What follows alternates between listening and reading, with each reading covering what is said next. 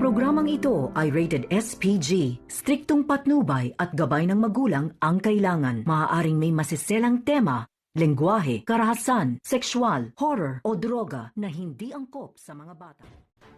Magandang araw mga kaibigan, narito ang ating bagong updates sa APJ Batang Quiapo. Pero bago ang lahat, paki-like at paki-share at subscribe na rin po bilang isang suporta sa ating bagong channel. Maraming salamat. Habang papasok sila Bubbles, Emong at Tanggol sa isang building upang mag-apply nga ng trabaho itong si Bubbles at Emong, napansin ni Tanggol na may sumusunod sa kanila itong si Lady Black Rider. Titig na titig itong si Tanggol sa babaeng nakamotor, ngunit wala ngang kaalam-alam itong si Bubbles, kaya tinatawag niya itong si Tanggol. Sinunod naman ni Tanggol itong si Bubbles at Emong upang mag-apply nga ng trabaho sa isang building. Nauna itong si Emong na nag-demo sa kanilang in-applyan na trabaho na online, ngunit hindi nga ito natanggap si Emong dahil sinisiraan nga daw ang produkto ng isang nasabing kumpanya. Kaya galit na galit itong si Emong dahil hindi nga siya tinanggap ng manager. Kaya sinunod naman itong si Bubbles na nag-demo na naman sa kanilang produkto. At dito nga nagustuhan ng manager itong si Bubbles, kaya pinabihis ito ng isang damit na sexy. Napilitan itong si Bubbles na magbihis ng damit dahil kailangan niya ng isang trabaho.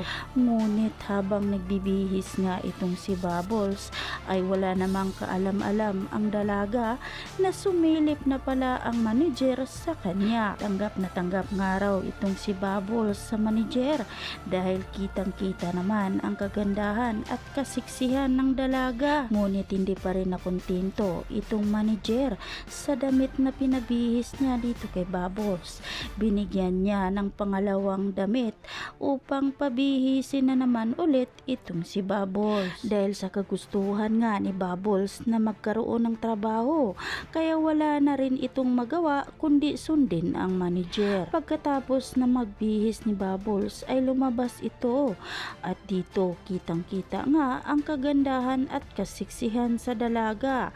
Hindi napigilan ng manager na hawakan itong si Bubbles, ngunit hindi makakapayag ang dalaga na babastusin lang siya, kaya binigyan niya ito ng sampol. Sinuntok niya ito, kaya naman nang marinig nga nila Tanggol at Emong ay dali-dali itong pumasok sa kalalagyan ni Bubbles. At dito nga sunod-sunod ang natanggap ng manager na suntok galing kay Tanggol, at sinundan naman ito ni Bubbles na sinusuntok niya at sinipa niya itong nang babastos sa kanya. Kaya naman nagkagulo ang mga tao sa loob ng building, kaya hindi na natuloy ang pag-apply ng trabaho nila Bubbles at Emong. Galit na galit si Tanggol dito sa nang babastos kay Bubbles, kaya punong-puno ito ng kamaon ni Tanggol. Bago umalis sila Tanggol, Bubbles at Emong sa loob ng building, binalaan ni Tanggol itong manager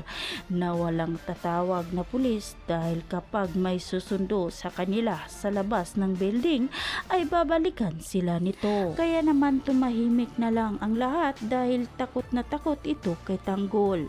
Ngunit sa labas ng building ay hindi inaasahan ni Tanggol na hinihintay pala siya ng Lady Black Rider. Dito na rin kaya makilala ni Tanggol ang Lady Black Rider dahil tinanggal na nga ito ang nakatabon sa mukha. Sa kabilang banda ay nag-aaway naman ang dalawa, itong si David at Olga, dahil galit din itong si David kay Olga dahil hanggang ngayon ay hindi niya pa rin ito mapatumba itong si Tanggol. Walang kalalagyan sa galit ni Olga dito kay David dahil hindi nga daw madali ang pinapagawa ni David sa kanya dahil hindi nga niya mahagilap itong si Tanggol at hindi niya alam kung saan ito hahanapin. Mga kaibigan, pagkakataon na kaya na magkikita itong si Ramon at Tanggol dahil doon nga sila magkita-kita sa burol ni Pablo. Kaya hanggang dito na lang muna tayo mga kaibigan at aabangan na lang natin